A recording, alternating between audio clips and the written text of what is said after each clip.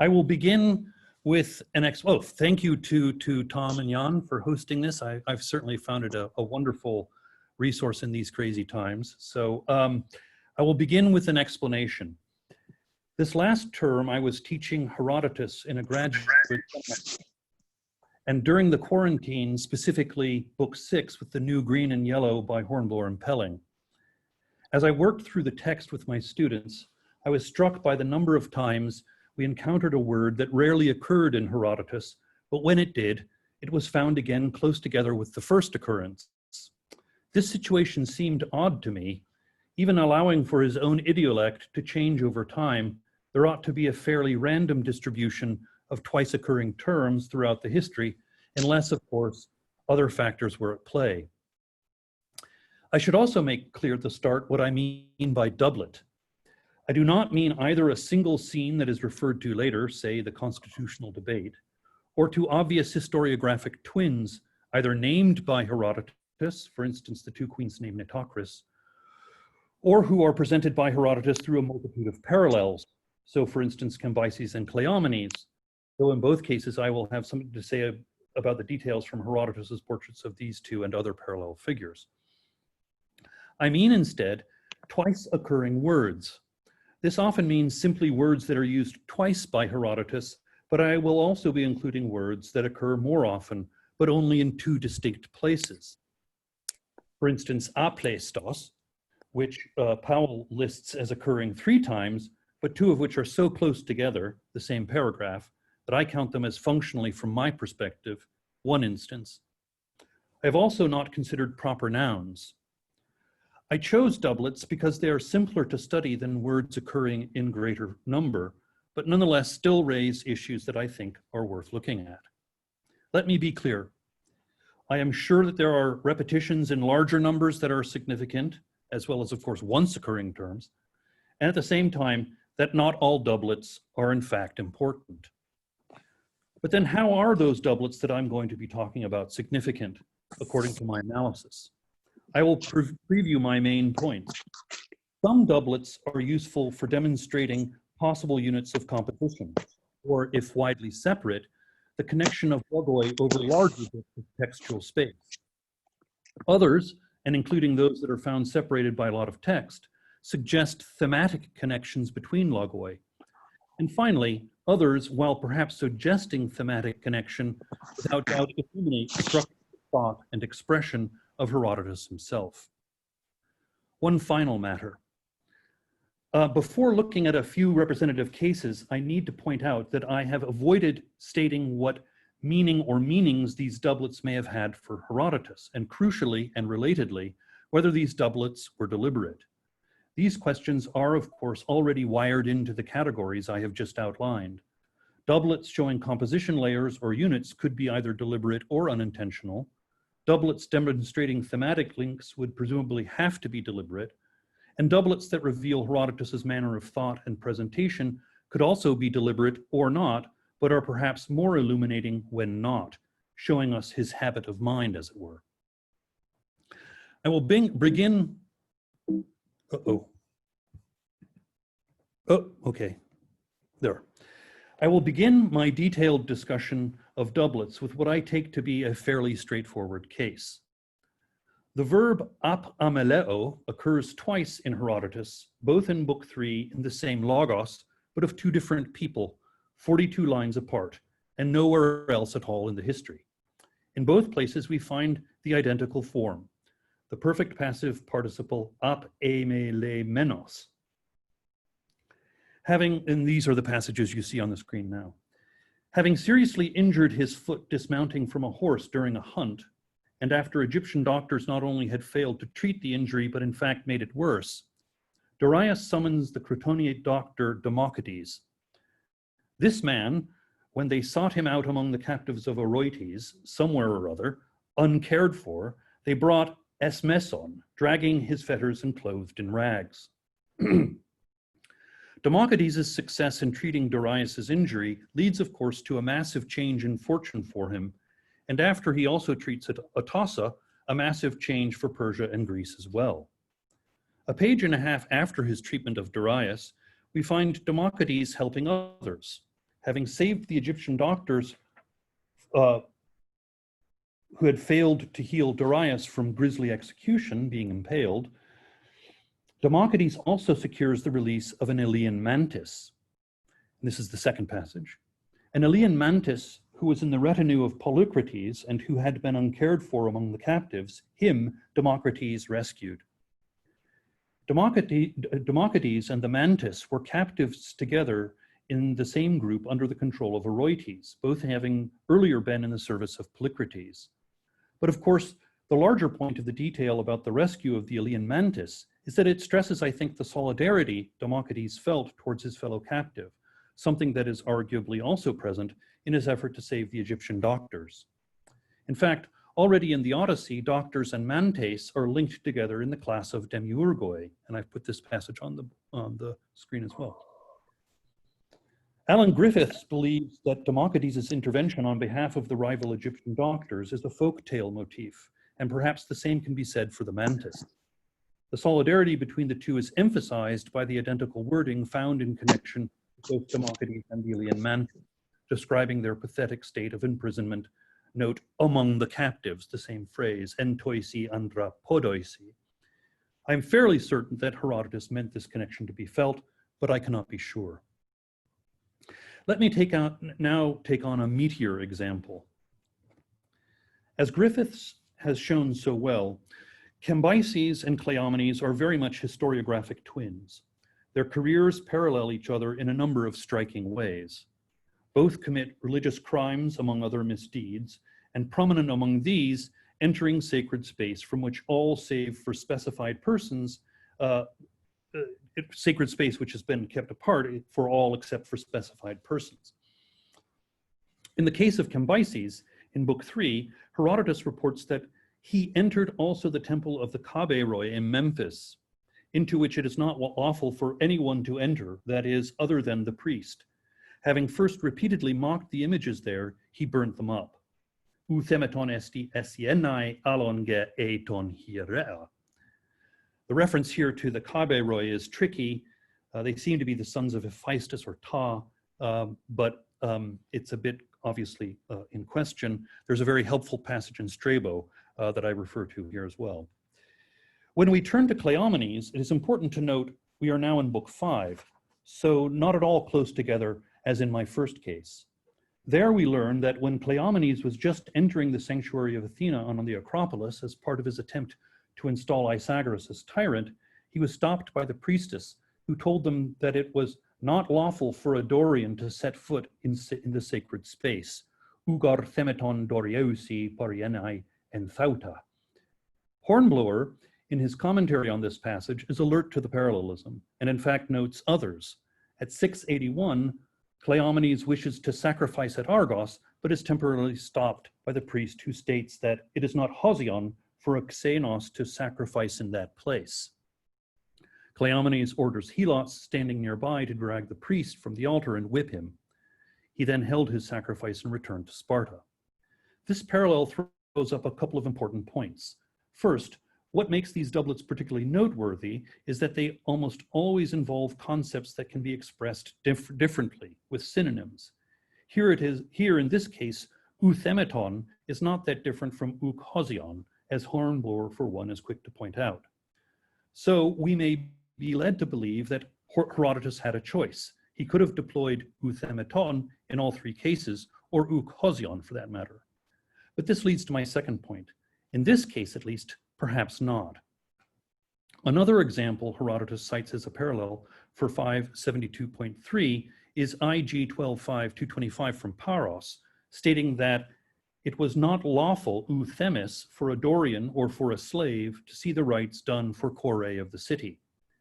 Given that at the time of the inscription, Paros was likely under the influence of Athens, the prohibition on Dorians observing the rites is pointed, and a good parallel for what the priestess said to Cleomenes when he stormed the Acropolis.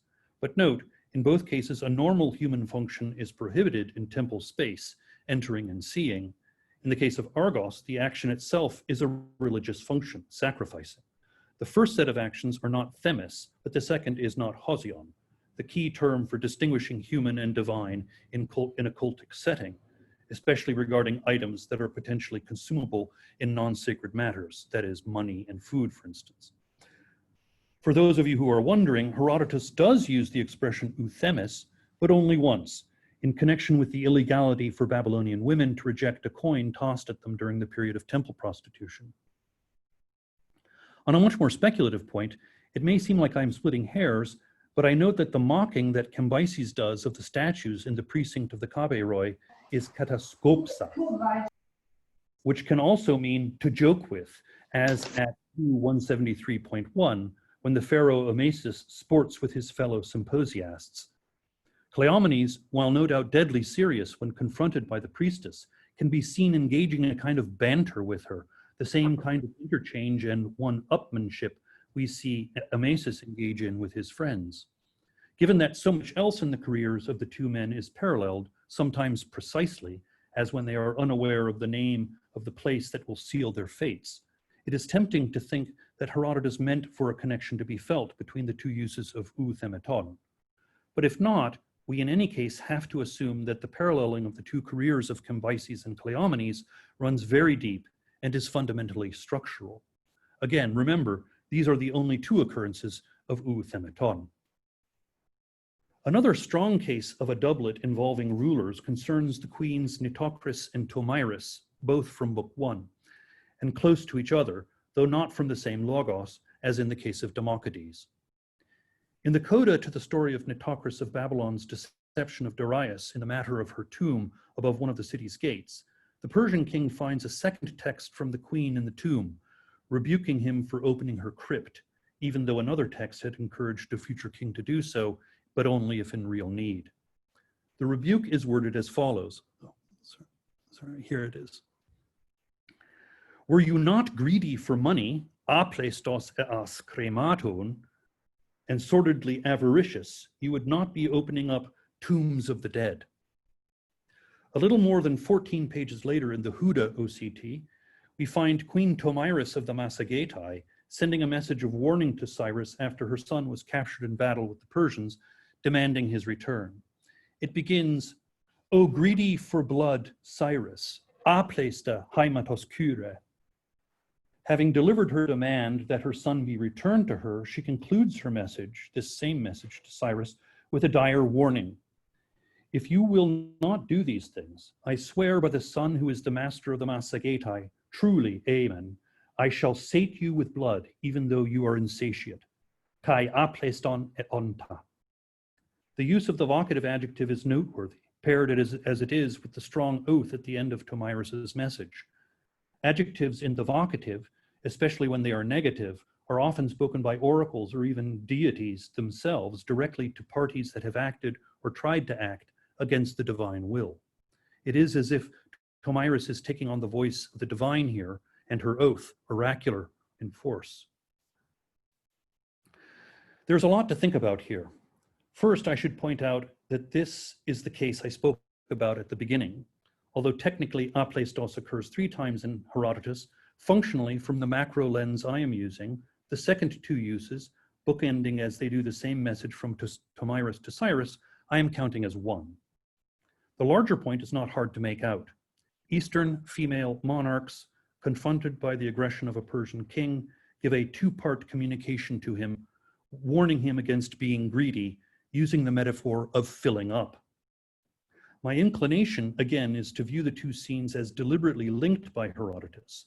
They're relatively close together, and the essentials of the story are close.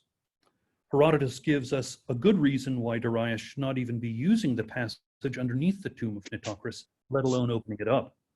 Likewise, and on a greater scale, there are strategic as well as moral reasons why Cyrus should not be attacking the Massagetai. Yet both Darius and Cyrus are aplestos. So historically later, the Darius episode proleptically prepares us for the larger and more momentous encounter between Cyrus and Tomyris. Again, perhaps we need not accept that Herodotus deliberately and intentionally built this parallelism, but if he did not, nonetheless, the wiring, as it were, of the 2 logoi, his way of seeing and describing or even creating similar events, seems obvious and is decisive in the shaping of what Herodotus tells us. I would I would like next to consider a truly complicated case. I may well have overread here, but if I am right, I think the doublet is important and I hope illuminating. The doublet is, remarkably, the verb blepo. It is worth pausing at this point to think about this. While verbs of seeing abound in Herodotus in simplex and compound form, blepo occurs only twice. At 1:115.1, having been informed of the rough treatment of Artambares' son, the direction of the 10-year-old Cyrus, playing at being king, Astyages summons both the shepherd and the boy Cyrus to his presence.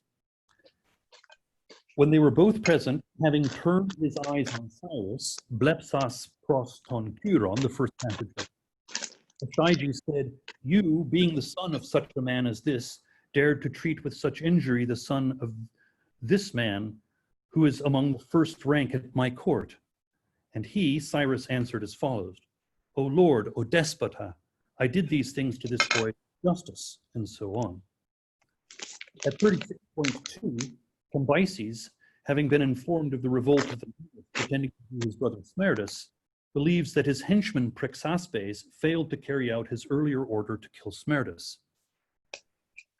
Having turned his eyes on Prexaspes, here's the second passage. On Prexaspes, Cambyses said, "Prexaspes, thus you carried out the task I set you?" And he answered, "O Lord, O despota, these things, that is the report, are not true, that at some time or other your brother Smerdis has revolted against you, nor indeed that there will be any trouble for you from that man either big or small," and so forth. At first glance, no pun intended, there may be more to contrast between these two passages than connect. Indeed, at one level, they are polar opposites. The survival of Cyrus makes clear to Astyages that his henchman Harpagus did not carry out his order to destroy the infant prince. Cambyses, on the other hand, has mistakenly assumed that his underling, Prexaspes, failed to carry out the dynastic murder he was charged with doing, when in fact he has. At a deeper level, however, we can make out a very real connection. The gazing of the king leads to a realization and then an utterance that is categorically untrue. Cyrus is, of course, not low-born, but superior to Artambares' son. On the other hand, Cyrus's assertion to his grandfather is in fact true, namely that he was made a king by his age mates because he was thought best to rule. Artambares' son really was insubordinate. In the second case, Cambyses' gazing also leads to a false statement, or it is implied in the indignant punning in his rebuke of Prexaspes. So this is how you carried out your order. And here I just draw your attention to the 362.2 and the etymological play on prex and diaprexas and pregma, and people have pointed this out before with the sort of speaking name of Prexaspes. This prompts the response by Prexaspes, launched by the very same words as the boy Cyrus's statement, "O Lord, I did follow through on your command." Both scenarios then demonstrate that the world that the king inhabits can provide him with false positives, mistaken notions that lead to catastrophe sooner or later for the monarch in question. Astyages, of course, punishes Harpagus with a Thyestean feast, which thereby alienates Harpagus, who becomes a key ally of an older Cyrus at a critical point later. Cambyses is convinced by Prexaspes and learns the truth from him, that the Magi have usurped his throne. It is at this point, Herodotus tells us, that Cambyses, stung by grief at the needless murder of his brother, attempted to mount his horse and fatally wounded himself. The act of gazing upon someone in his presence, blepsas, is the triggering event in both scenarios and leads to the O despota statement by the person who has captured the attention of the king. Again, I do not know for certain if Herodotus constructed these two episodes deliberately to mirror each other, or if the similarities between them are simply the regularizing feature of his historiographic imagination. But the same position both scenes hold in the larger narrative arcs of the rule of both Astyages and Cambyses, shortly before their downfalls, inclines me to think that Herodotus did not just think about each ruler in similar ways, but actively sought to connect them through the language of his presentation.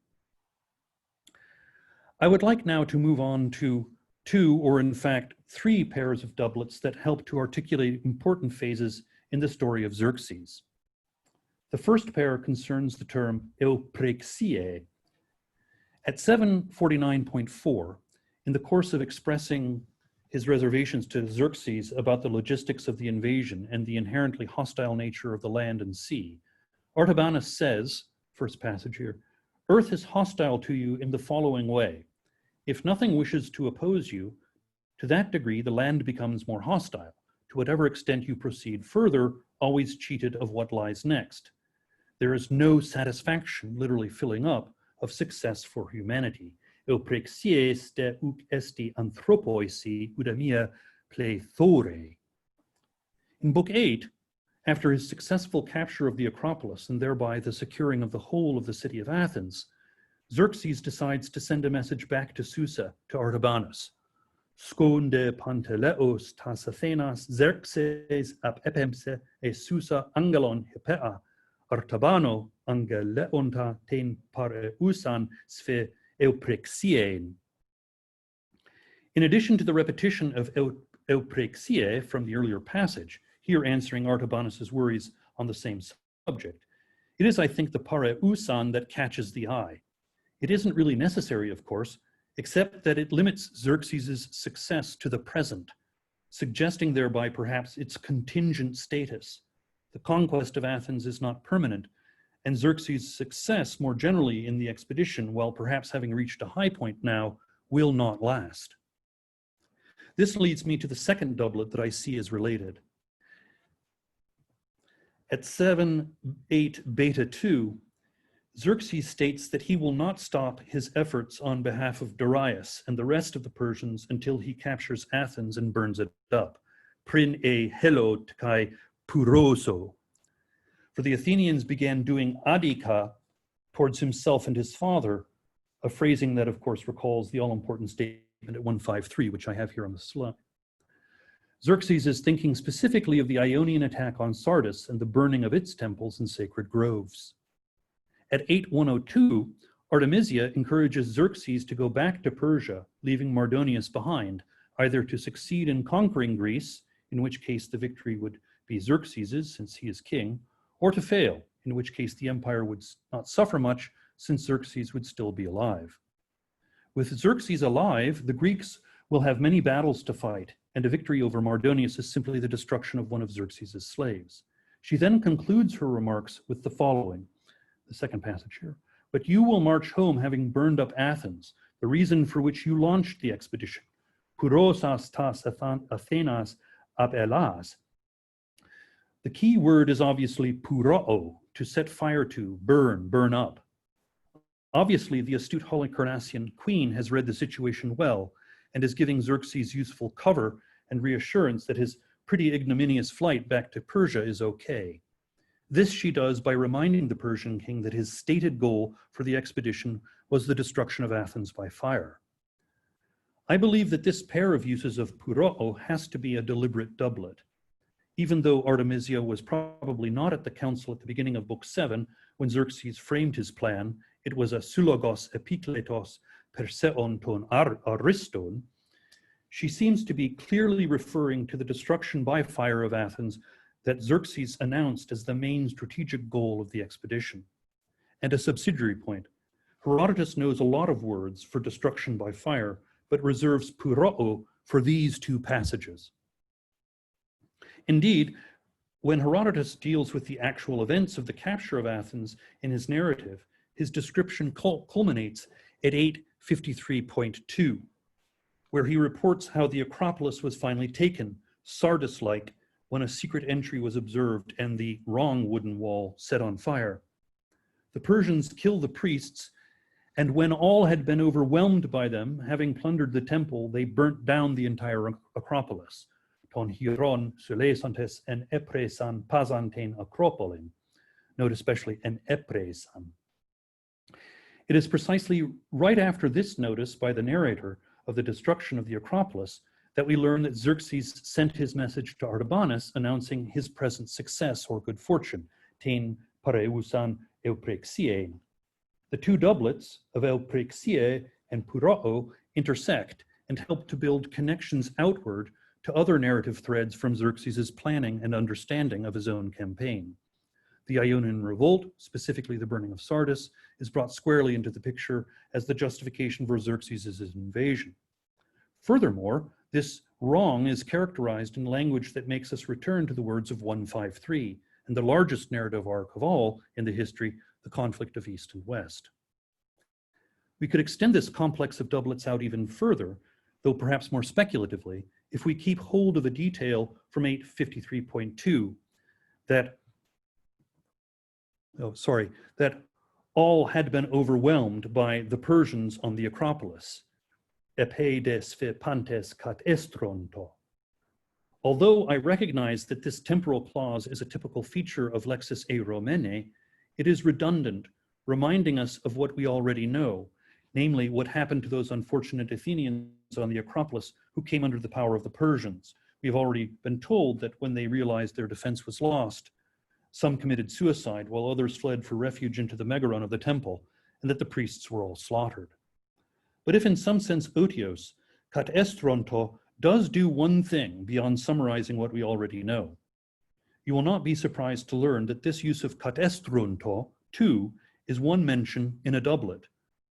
Kat estronto, used in relation to the massacred Athenians on the Acropolis, Xerxes' mission fulfilled, creates a dot, as it were, that allows for another dot to be placed at a significant point later, and thus an opportunity to draw a line between the two. At 976.1, summarizing the outcome of Plataea, setting up the notice of the approach of the captive woman of Kos after the battle, Herodotus writes, when by the Greeks in Plataea were overwhelmed the barbarians, hosta toisi helesi en Plataeese katestronto hoi barbaroi.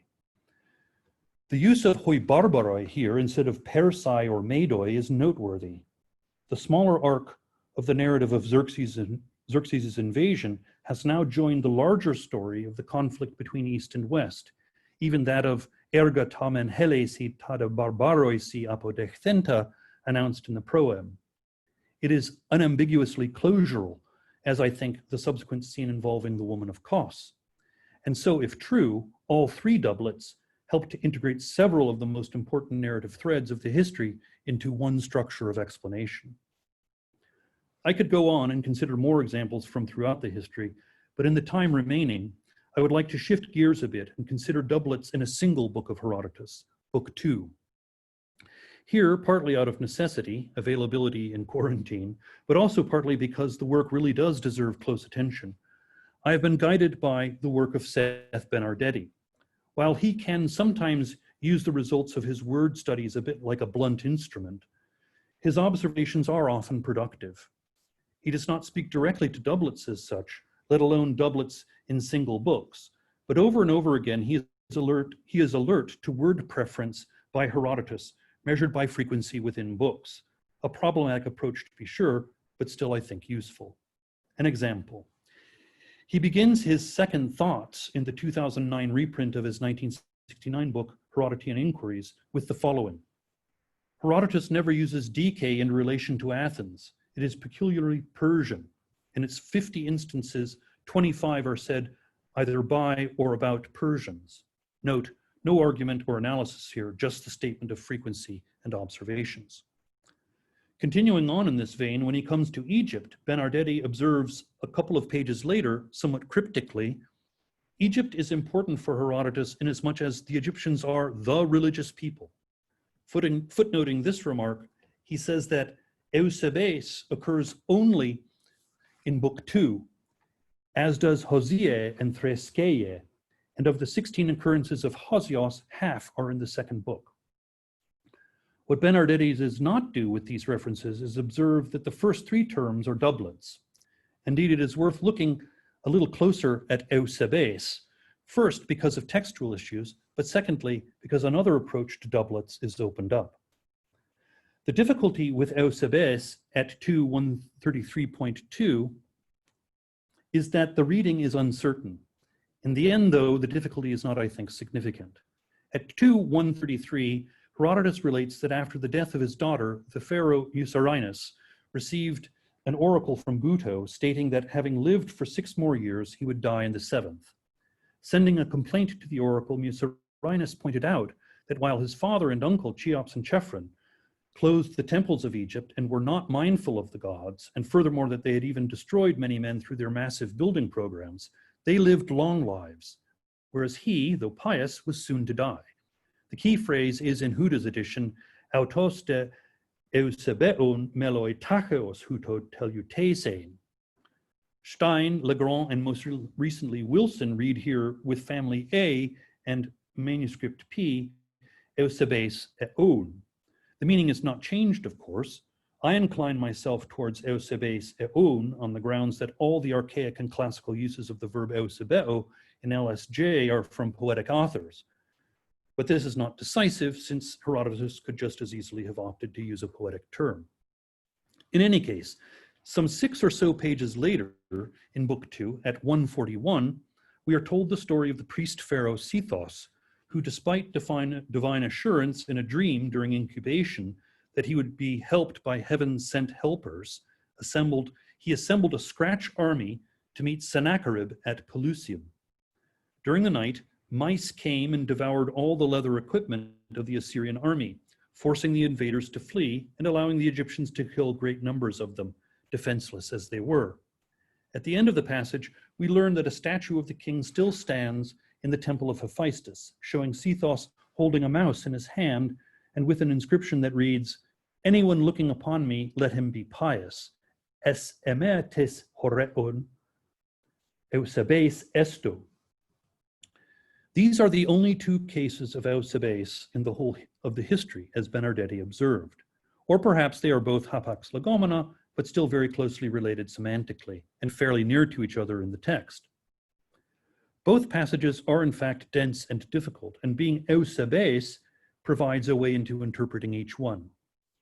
When Musarinus complains about his short life despite being pious, the oracle sends a second message, that his life was being shortened because he was not doing what he was supposed to, for it was necessary that Egypt fare badly for 150 years, and the 2 who had been kings before him knew this, but he did not. At this point, Musarinus comes up with his plan to lengthen his life by essentially doubling his daylight hours. Now, we are told by Herodotus at the start of his account of Musarinus that he opened the temples, let the people, crushed by their servitude under the 2 former kings, to perform their normal duties and sacrifices, and that he rendered the most just judgments of all kings. He was then visited by personal calamity in the death of his only child, a daughter. Clearly, when Musarinus protested that he was pious, whereas his forebears were not, he was thinking about the relief he brought Egypt from the 2 previous pyramid builders, and specifically his reopening of the temples and his just judgments. That is what being pious meant to him. Or rather, this is what being pious meant to him, as Herodotus seems to be suggesting. But if the root of piety is recognizing the authority of the divine and understanding human limitations, Musarinus is not in fact being eusebes from the god's perspective. In their view, Musarinus does not recognize that Egypt must go through a period of divinely sanctioned hardship. A little later, Herodotus draws our notice to a pharaoh who does precisely this.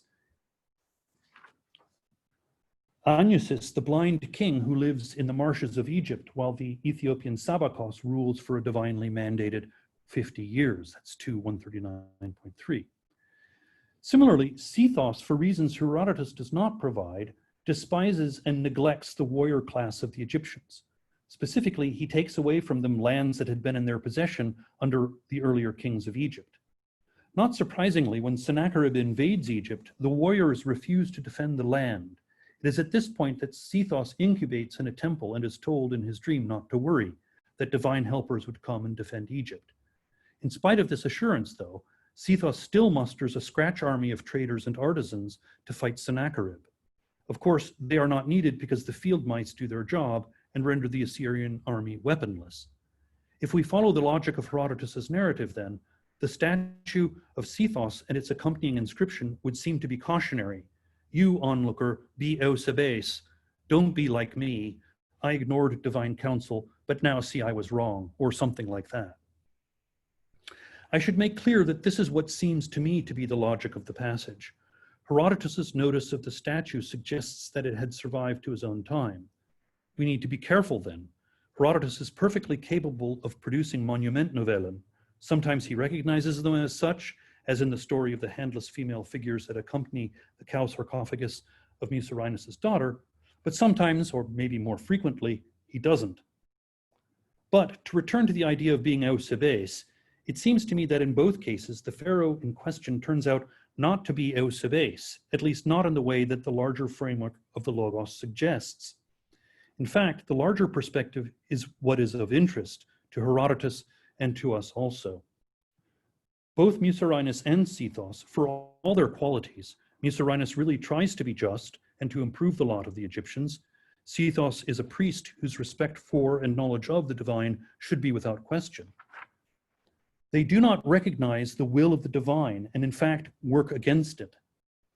In the first case, Mucerinus does not see that the plight of Egypt under the cruel pyramid-building kings is divinely ordained. In the second, Sethos fails to trust the divine assurance that allies would defend Egypt, and he assembles a ragtag army. Reasonable perhaps, but nonetheless wrong. Their misconception of what being eusebes is throws into relief the larger, dare we say, Deuteronomic view of Egypt that Herodotus actually seems to understand. Egyptian texts, starting with the Middle Kingdom prophecy of Neferti, as Lloyd has suggested, do in fact articulate this viewpoint. Later iterations of this point of view, where Egypt must undergo periods of suffering and loss of native kingship, are the prophecy of the Lamb of Bacchus, the dream of Nectanebo, Manetho's Hyksos narratives, and the oracle of the potter. The antecedents of the Cambyses romance, if we can trace them back to the period of the first Persian occupation of Egypt, would have been similar in orientation. It is clear that Herodotus knows something about this sort of or these sorts of narratives, not just the doublets I've examined, but also, for example, the story of the pharaoh Agnusis. It is Herodotus's double use of eusebes that it allows us to see this. Thank you.